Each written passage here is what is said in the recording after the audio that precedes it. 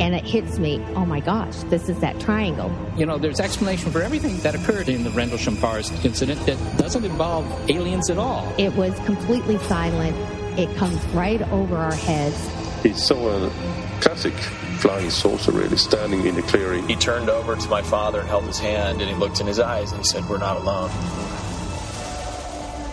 Hello, and welcome to the show. I'm Martin Willis, your host, and we're coming at you live like every Wednesday at 9 p.m. Eastern Standard Time on the Dark Matter Radio Network. If you're listening live, please join us in the chat room at podcastufo.com. We have another great one for you tonight. Alejandro Rojas of Open Minds will be coming up with the news in a few.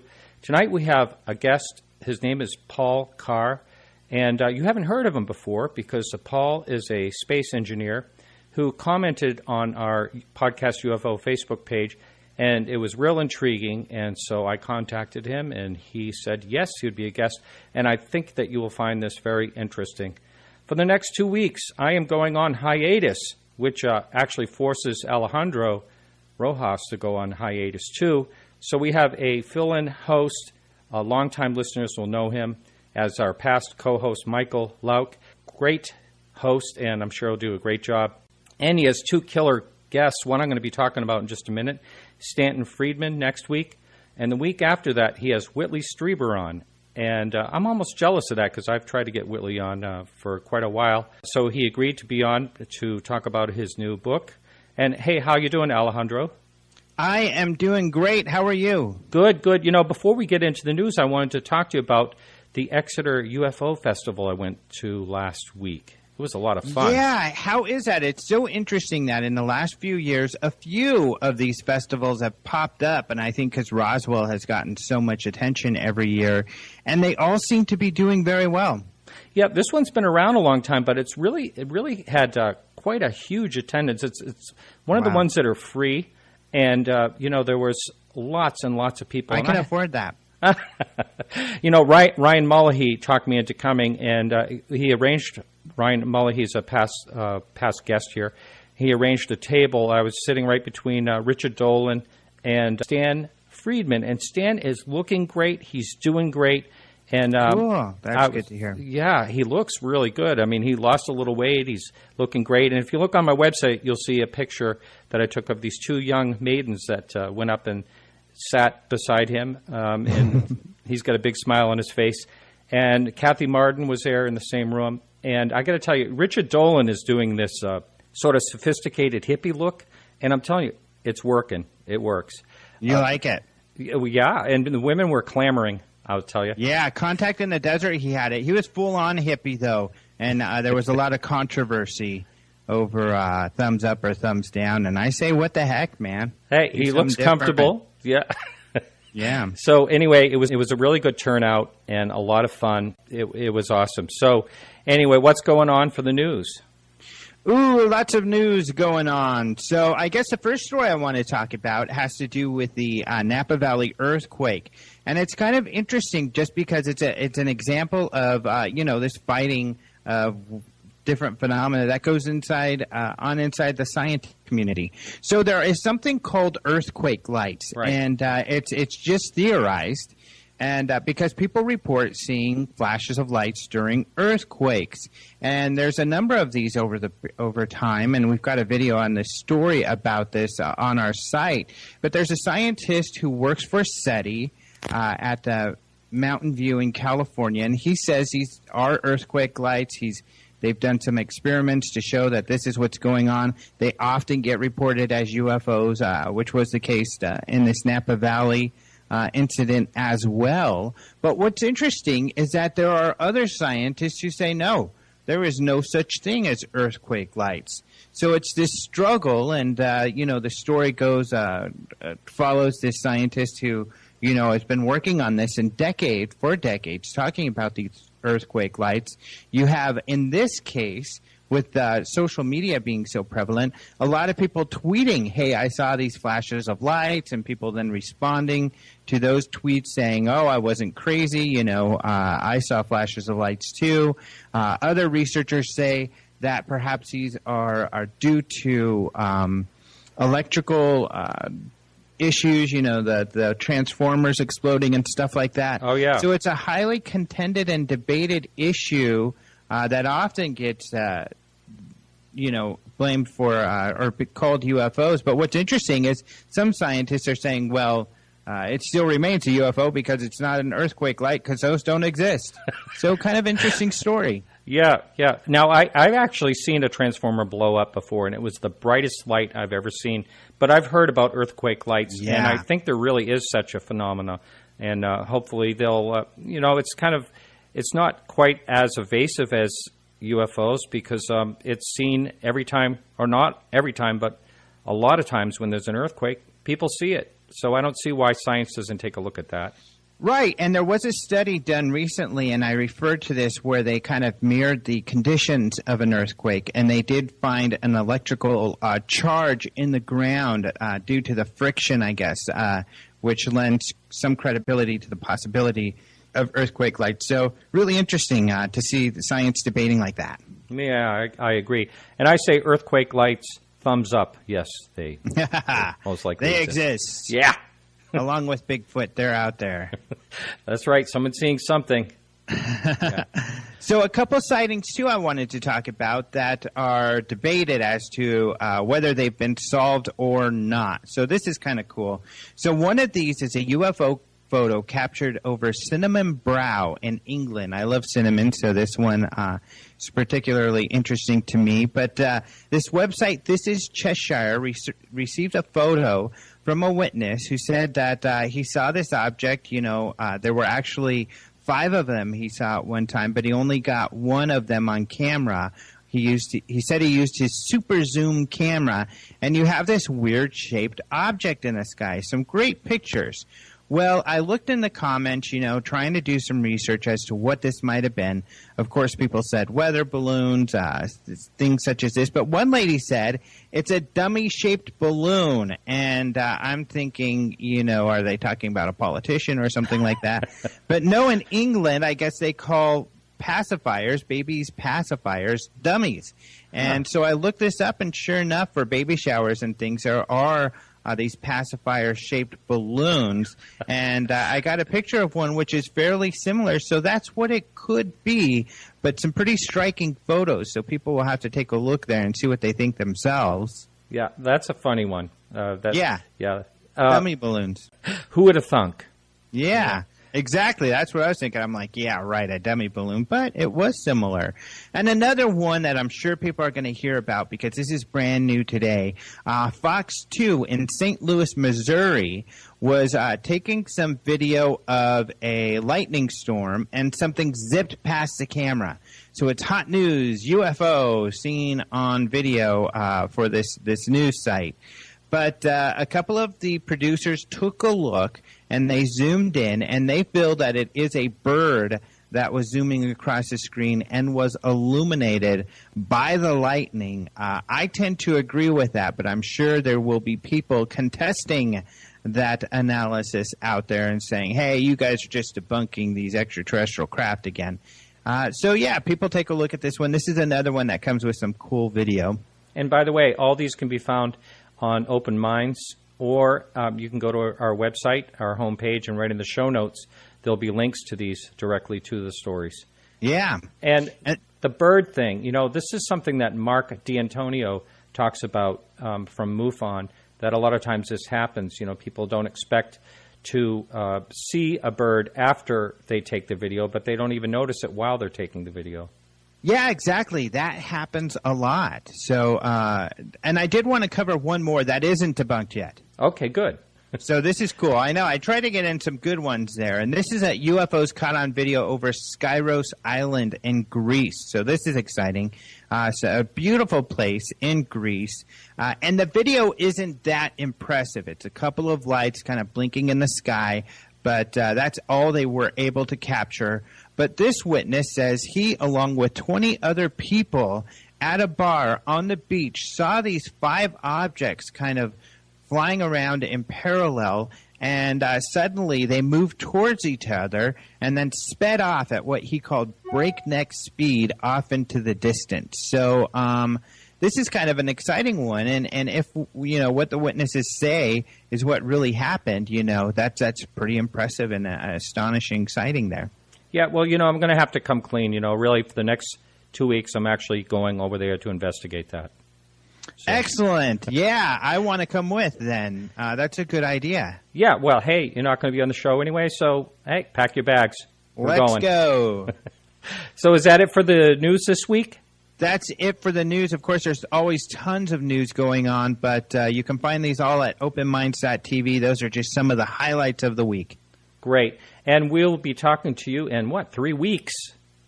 Yeah, so you have a fun trip out there in Greece, and be careful. I will. All right. Have a happy hiatus. And so that's it for the news today. And coming up right after the short music break is Paul Carr. Stay tuned.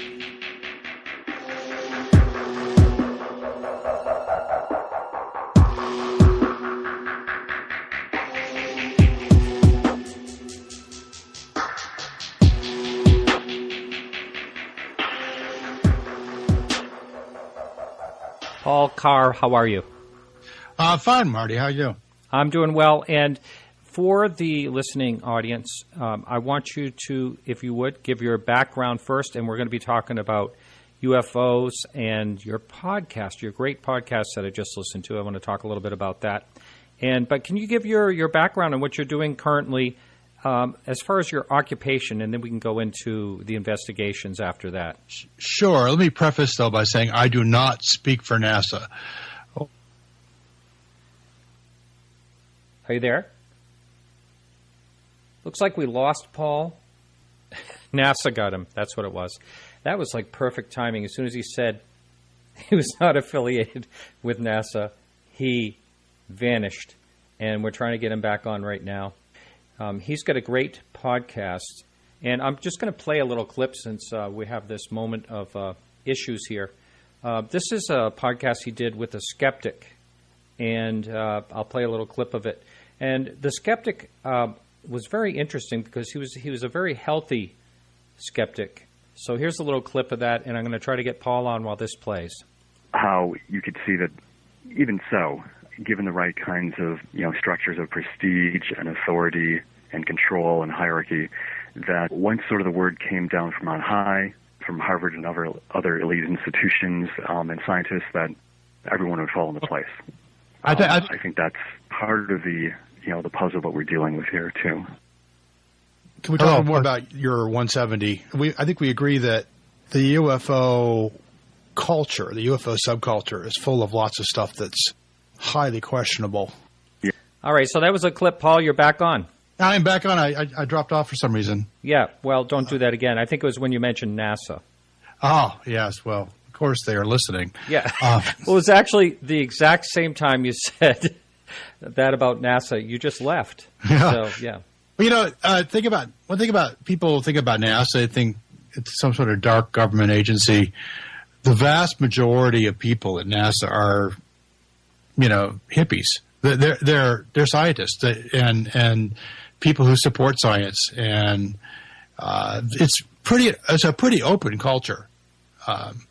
Yeah, I had off air. I had a conversation with Ray Stanford, who his wife works at Goddard, and he actually hangs out a lot with people from the Space Center there, and basically said the same thing. There's a lot of really interesting people, faceted in many different interests, and great stuff. Yeah, Ray's an interesting guy. I'd love to have a chat with him myself. But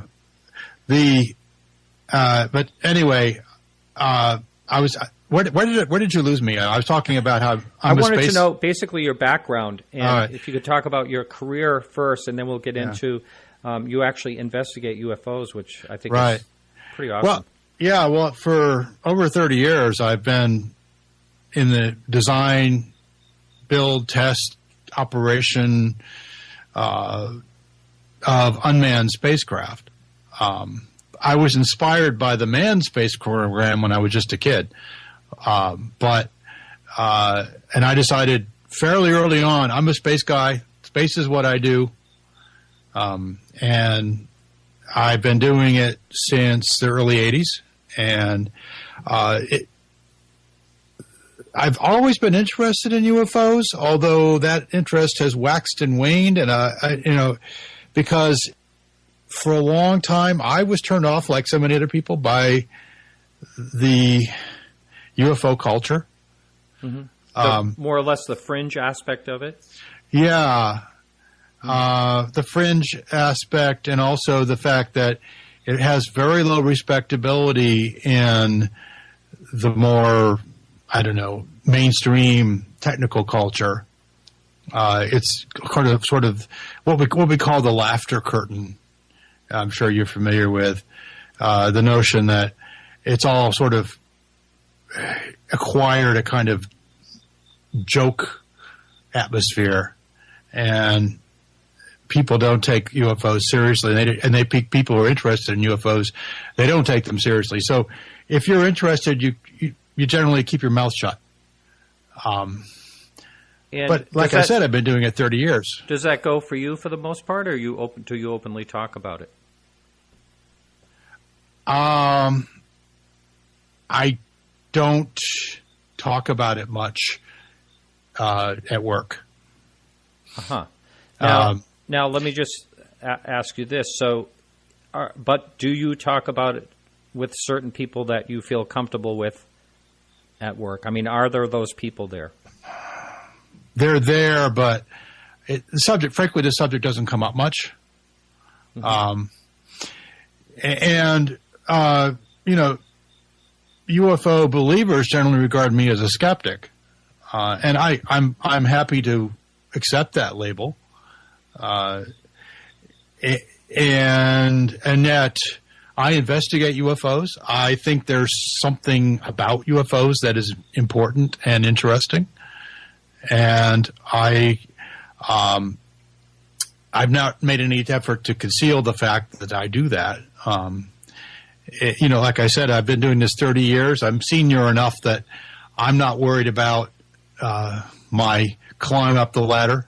Mm-hmm. That's being affected by ridicule or people thinking that I can't be taken seriously. I think I've shown that I can be. So I don't worry about that anymore.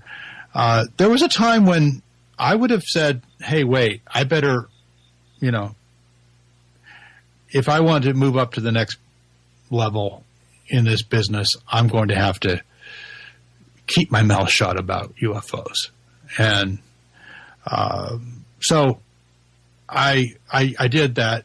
And there was also a period of time where I really just was so turned off. I didn't really want to – I would prefer to just accept the default position that there was nothing to it and just move on. That changed, but I was prepared to just take that position. I think a lot of people are just – they take the comforting notion that there's nothing to it, and you can easily take that position. Mm-hmm.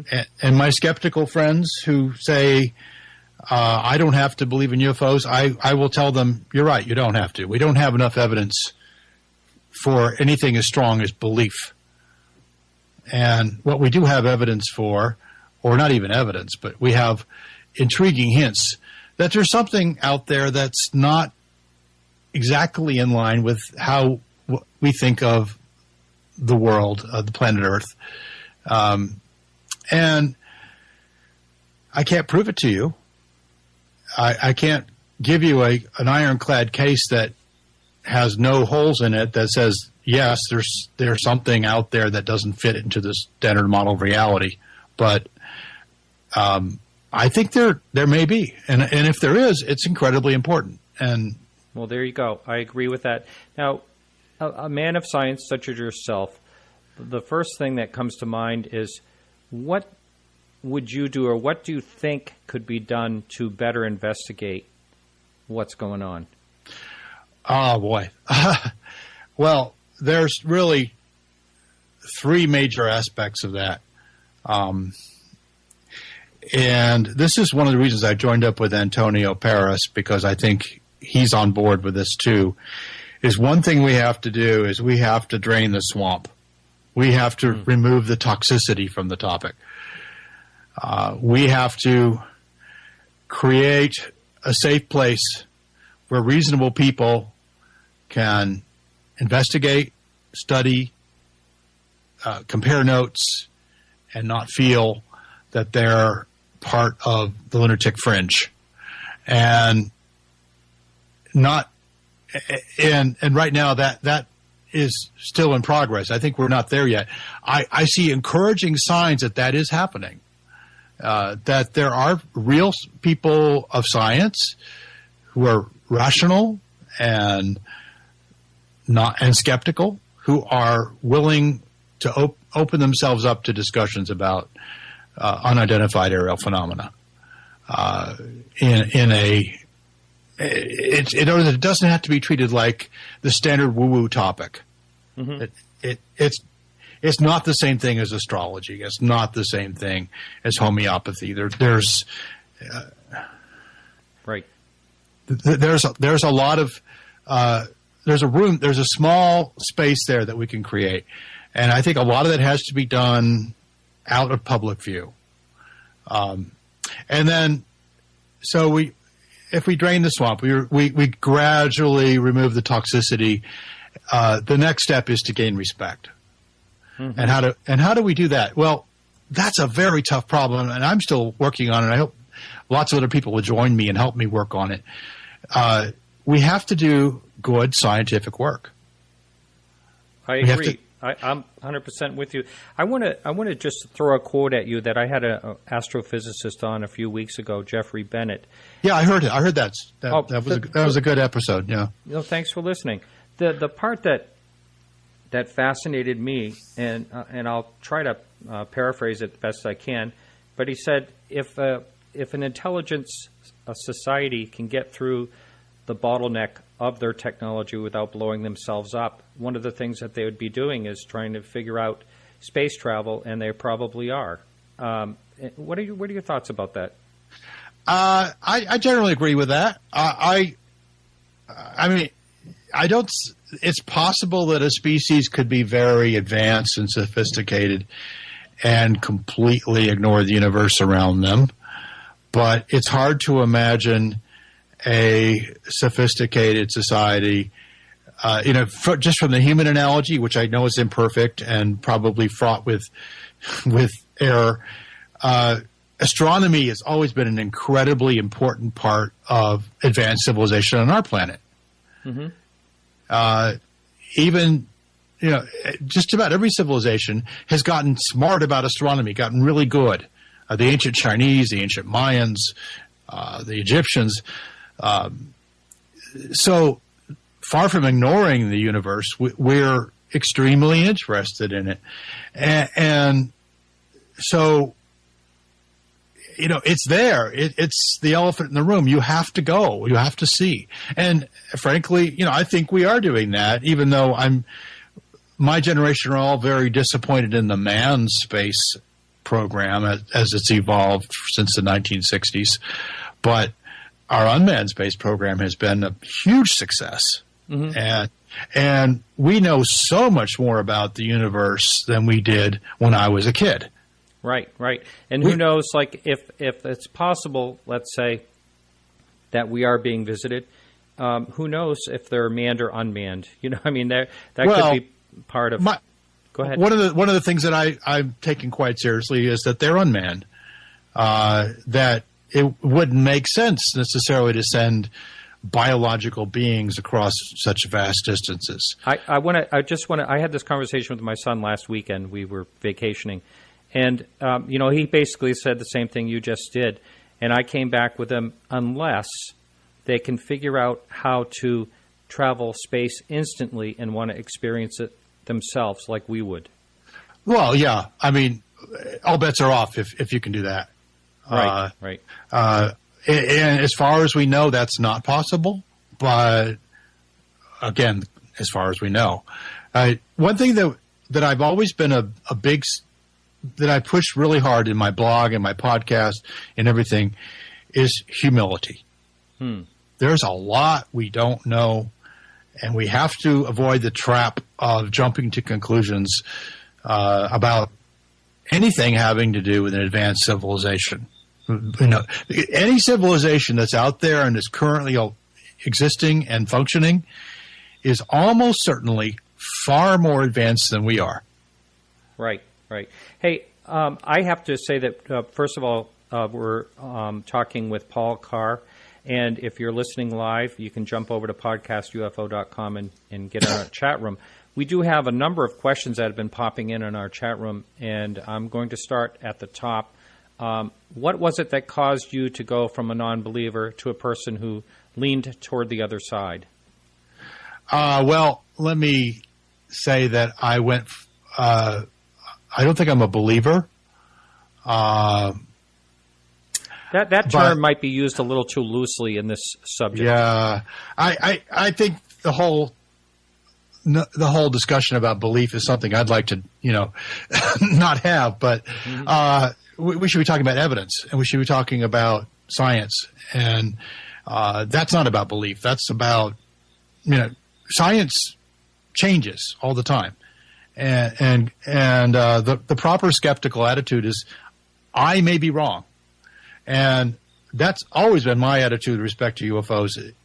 Even going back to the 60s when I first saw the news stories about the UFO flaps that we're having back then, and how Congressman Ford, who eventually became President Ford, was demanding that Congress investigate, or that somebody investigate.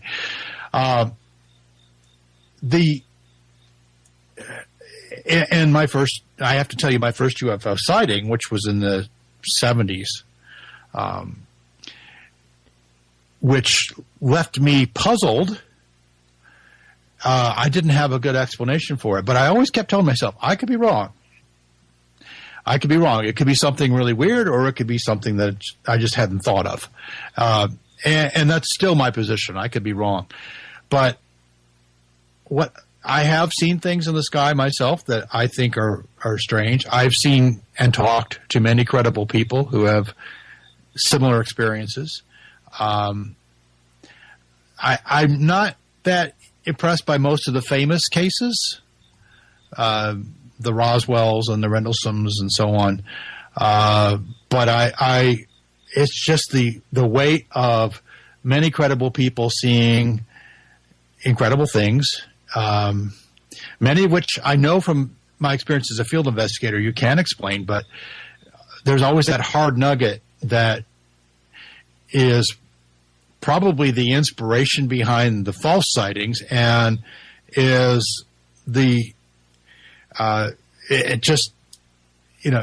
good evidence, multiple witnesses, and you don't have an explanation. Those kinds of cases are rare. They are probably well less than 5% of the raw reports. But I've always thought, there's hints here that something is going on, and there is absolutely no reason logically why we might not be visited by robots or probes or something from other planets. So if there is something, a non-human intelligence, and let's face it, we're completely ignorant about the nature of such a thing, then that is the most important discovery ever. I agree, and that's why I just wish more people could take it on the serious side, but I do also understand what you were saying about trying to separate the wheat from the chaff, as they say. We have a ton of questions coming in, and I want to get to. Okay. I want to get to some of these. Keep me on track. Yeah. Okay. This person was asking. He's curious if you investigated the Black Knight satellite, and I believe you did, didn't you? I did briefly. I'm not a Black Knight expert, but I spoke to Duncan Lunan, who was the guy who was misquoted originally about the Black Knight satellite by the Daily Mail. Whoever heard of them make get anything wrong. But okay. Actually, Duncan Lunan, he told me, he said this is one of the worst things he's ever seen the Daily Mail get wrong, which is that makes it really egregious. But yeah, there's I have not found any evidence that the Black Knight exists at all. And I'm going to be honest with you. I have absolutely no idea what it means. So we can, I just haven't looked into it or haven't heard about it, but that doesn't really mean much. Well, Duncan's an interesting guy. You might want to get him on sometime. He's got some good stories to tell. But he was looking into the possibility that there are alien probes in our solar system, and he had some intriguing evidence of that. Oh, wow. But this thing just became an urban legend. It took off, and I do have on wowsignalpodcast.com there is an MP3 where Duncan explains all that and how it got started. There's none of the photographs you've seen that say this is the Black Knight are anything. And there's. The notion was it was a 13,000 or a 25,000-year-old satellite that was in orbit around the Earth. And frankly, I don't think that would be really cool. That's called a Bracewell probe. It is something that even mainstream scientists take seriously as a possibility, but as a possibility. Right. They don't know, and I don't know of any evidence of such a thing. I'm really interested in how we could look for that evidence, and that's one of the things I talk about on the Wow Signal quite often. And I've mentioned this a bunch of times, that it doesn't matter if it's 25,000 years old or 1 million years old. Anything could, if something was traveling in their prime, they could definitely come here then. I'm going to bounce around a little bit on the message board on questions, and here's one. Phil is asking, how can science be applied to transient phenomena? Doesn't make sense to me. That's a very good question. And it's something that comes up frequently, but there are many examples of science dealing with transient phenomena. UFOs are particularly tricky transient phenomena because they don't repeat. You can't chase UFOs. I think that's been well established. You can wait. You can sit and wait for them, and maybe they'll come by. That's something that I think we need to do more of. But they are transient. We have to study them in a different way. We have to study the patterns of reports, and not sit there and hope that the black triangle you saw yesterday is going to come back by the same place. It's almost certainly not going to come back by the same place. It may, in fact, that same particular triangle may never be seen again anywhere. But keep in mind, there's two things. One is we have only a tiny fraction of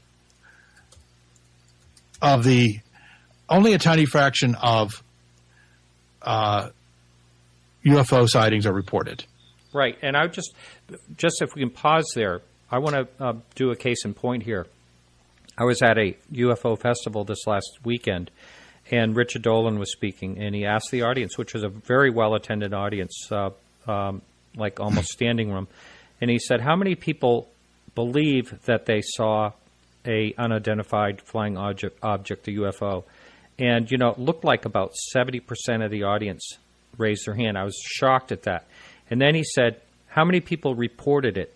And I got to tell you, there was less than 10 hands up. Yeah. And by the way, my organization will take your report. Lots of organizations will take your report. People should report things to organizations that will investigate at least the better cases. But even if they don't investigate, it's good to have that database. Right. So the answer on transient phenomena is it's largely an unsolved problem with respect to UFOs. But if you look at other transient phenomena that science has discovered, they've found ways to investigate them. A very good example are the gamma ray bursts that showed up in the 60s by accident. Nobody expected to find them. Mm-hmm. They were looking for Soviet nuclear tests, not for astronomical phenomena. And it took many, many years to determine what they were, and I don't think they've still exactly got consensus on on what all gamma ray bursts are. There seem to be different classes of them, but that was a transient phenomena that appeared only for a short time, went away, and that didn't reoccur at that same point. But it reoccurred often enough that they were able to send up satellites to study it. And so they found a way. And because it was scientifically important enough, they found a way. That's part of the big problem here is we don't have not only do we not have the money, we don't have the talent that we really need to scientifically study UFOs. And that's something that, and because it's a career-limiting move for a young scientist to say, hey, I'd like to spend my weekends out looking for UFOs. Don't do that. Don't do that. Do it quietly. Up on the message board, this is sort of like a speculation, I think. I'm not sure of the authenticity of the NASA feed that was shut off as a craft of some kind approached the International Space Station. I have to tell you, I don't know much about that. I hear that kind of thing all the time. Now, you remember the connection from the International Space Station to the ground is usually through TDRS. And so every orbit, they have to switch from one TDRS satellite to another. So there is going to be an interruption in communications. So that's not at all extraordinary. But in terms of something approaching the space station, I haven't seen any evidence that it could be. I have to plead ignorance. Yes, I actually spoke to a few different times to one of the people that landed on the moon, Alan Bean, and Alan Bean was involved in a quite a interesting UFO sighting back in 1970, I believe it was. But I couldn't get him to talk about it. But it's all over the internet. He just would not talk about it on the show. But, do you mean the Skylab 3? Yeah, that's right. Yeah. That is a great case. Yeah. And it has been incorrectly debunked in my view. When I get some time, I'm really going to dig into that. But I think there you have 3 astronauts, you have photographs, you have measurements. Great case. It's potentially really. I mean, you can always come up with a hand-waving explanation for anything, but a solid explanation that really fits all the facts. Right now, I don't think they have one. Right. Getting back to the message board, what evidence caused you? No, wait a minute. I think I already asked that question. I'm sorry. Someone is curious if you or any of your coworkers are bound to restrictions. You sort of covered that regarding sensitive information related to the world of national security. Well, at NASA, I run into very little classified information of any sort. But we do have something called sensitive but unclassified, and also something called for official use only. That's not used frequently at NASA. NASA people generally, the culture there is to avoid unnecessary restrictions on the flow of information because it's the mission is scientific, and science works best when everybody has access to information. There's also something called ITAR, which means that we can't discuss technical information that might go to foreign nationals unless we have some kind of special agreement in place.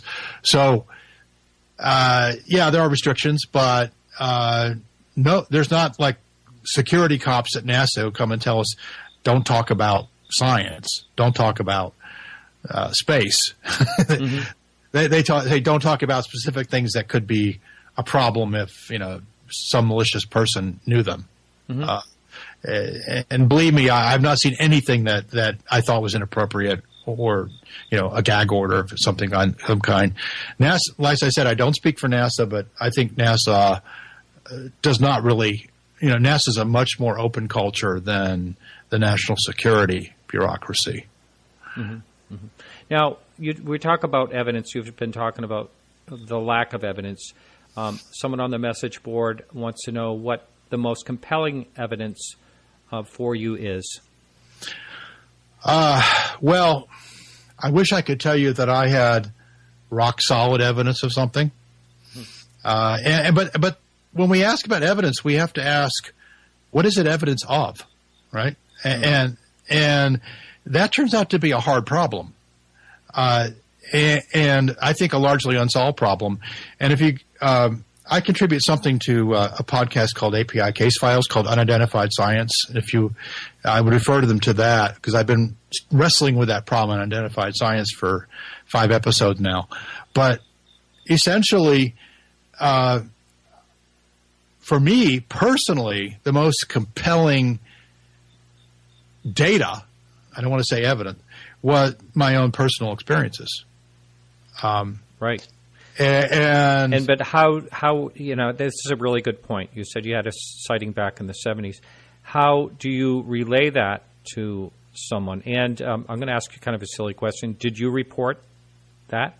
No, I am going to admit that I did everything wrong with respect to every sighting I've had. Same here, so I understand. Which is one of the reasons I wanted to become a field investigator. I felt I wanted to help get it done right, and figure out what right would be.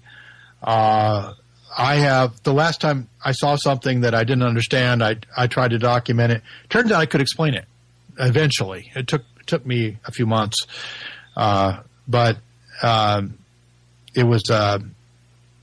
There are other things I've seen that I cannot explain, and I'm open to trying to figure it out. But I'm not saying that it's proof of aliens. I will never say that unless I have actual proof of aliens. But and the word proof is extremely strong. That means it's logically unavoidable. I would say evidence. But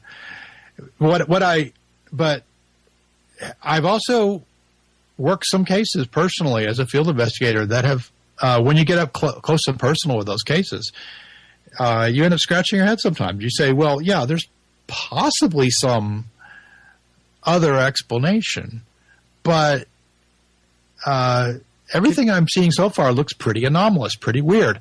I don't know why it's anomalous, but it doesn't fit anything I know about. And I'm working right now a series of things that have taken place in north central Maryland, not far from Camp David, by the way, which I don't understand.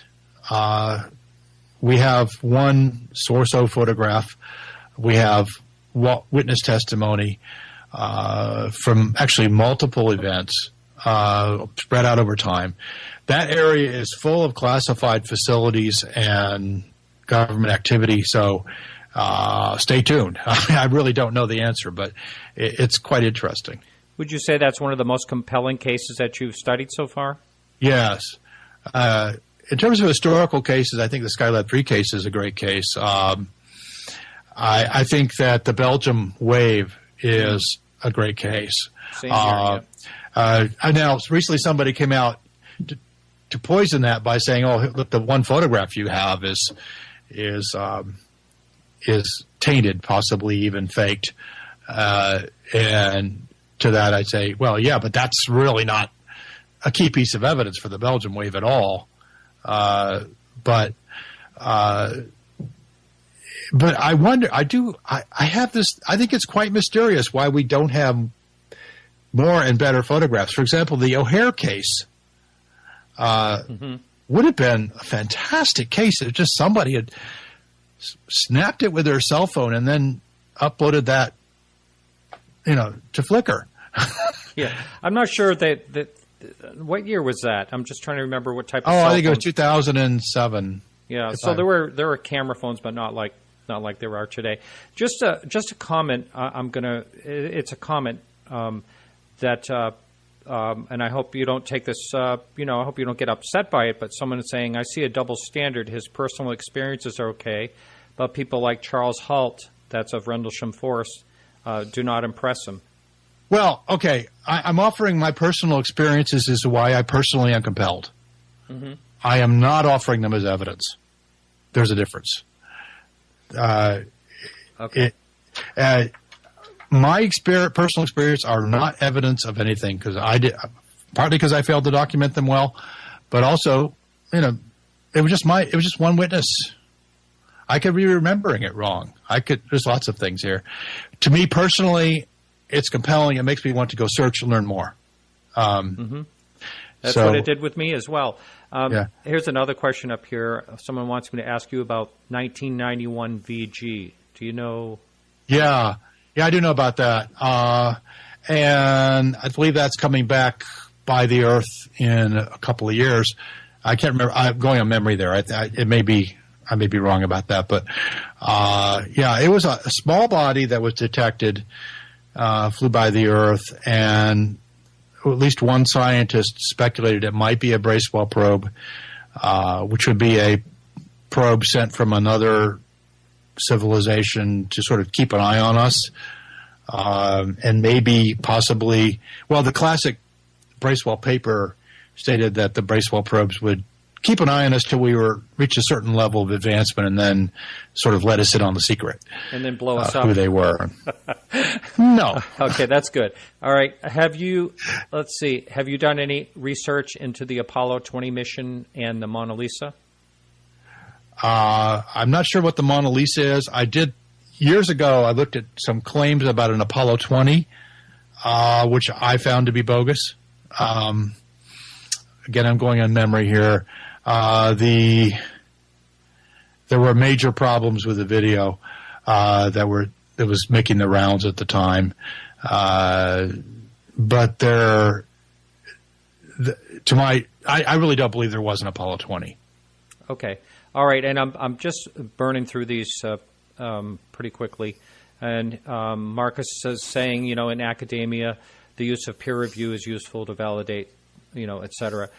Could peer review be established in the UFO research community, and would it lend more credibility to the UFO field of research? Yes, absolutely. And to make that happen, we've got to start sharing data between investigative bodies in a way that is ethical with respect to the witnesses. Now, it's a bit of a trick to do that because you have to anonymize the data, but I think that's that is something we definitely ought to be working towards, and I agree that peer review of cases would help a lot in bringing the quality cases up to the top. Right. Now I want to talk to you a little bit about debunkers. There's pseudoscience, but there's also pseudo-skeptics who go way to the other extreme. And I want to – do you think it's oftentimes I feel that cases like this occur because of fear issues or possibly ego issues? What do you think about the average debunker? Well, I'm a very poor psychologist, but here's my rule of thumb, okay? Everyone should be skeptical. You should be skeptical. I should be skeptical. We should all be skeptical. Nobody should swallow anything whole, whatever claim is being made. However, you should be skeptical of yourself first. I think that Richard Feynman said something like that. The easiest person to fool is yourself. So if you run into somebody who is skeptical of other people but not of themselves, I think you could move on from there. You can turn that person off, that voice off. If they seem to be desperate to disprove something and are grasping at straws to do it, then they're defending a dogmatic position. That's not skepticism. Skepticism is taking the evidence where it leads you. Mm-hmm. And really asking hard questions about the evidence and hard questions about what it really means and reasoning carefully. It's just really just being a good scientist. So if you see people dead set to disprove something or prove something, I think that you need not waste your time with that person anymore. Don't get upset about what they say. Just move on. I accept the label of skeptic. But when I do that, I say skeptic does not mean debunker. Skeptic means investigator. It means curiosity and respect for the witness, respect for the case. If the investigation shows clearly that it is bunk, then debunk it, and debunk it with energy and enthusiasm. If you find someone to be a scam artist, tell the world that they're a scam artist. But you better have a rock solid case that's so. I've actually done that a few times on this podcast, and I haven't really had any repercussions from it yet. But and I agree, and I also agree with your skeptic view, because I think it's Stan Friedman that said, if your mind is too open, then your brain is going to fall out. You have to observe, but also observe with caution, and try to find the reason instead of just buying into the whole thing.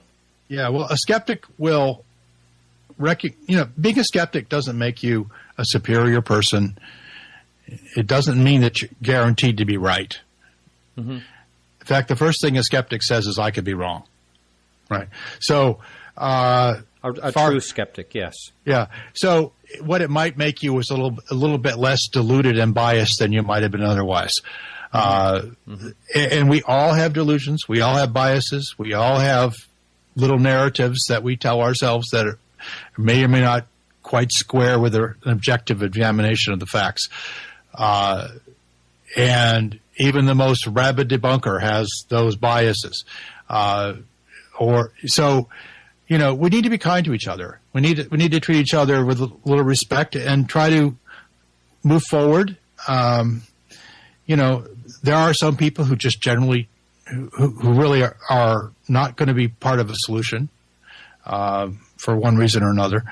But, you kind of have to gently identify those people and move on. Mm-hmm. Mm-hmm. I did have a skeptic that was on the show that we more or less debated a little bit, and he is part of what's called I think I know what you're talking about. Evan Bernstein. Evan Bernstein. Yeah, and they seem in general, he seems like a proud person to be proud that he knows more than anyone else in this field looking into it. Yeah, I wouldn't call him a true skeptic all the way through. I'd call him a partial skeptic and more toward a debunker as well.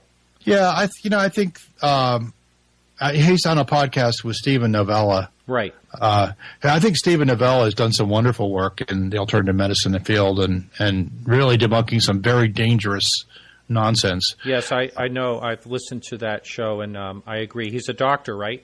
Yeah, he's a neurologist at Yale. Mm-hmm. He's the real deal. And so, like I said, let's be kind. Let's recognize that skeptics often do good work. And right now, the skeptic community is torn apart by some controversies that you would not believe that they're having. I don't know if you've been following that or not, but it's getting really ugly. Actually, it has been ugly for quite a while. It's kind of sad. And there are good people there. And there are people that, when we can get to the point where we can drain the swamp of ufology, they will come over and listen to us. I'm not sure they'll agree, but they'll listen, and they maybe contribute. So, because what we're dealing with here is something for which we have no scientific paradigm. We don't have the usual sort of academic discipline. It's wide open, and we need the smartest people we can get to contribute. Agreed. Now, can you give the listening audience your blog and all that information, please?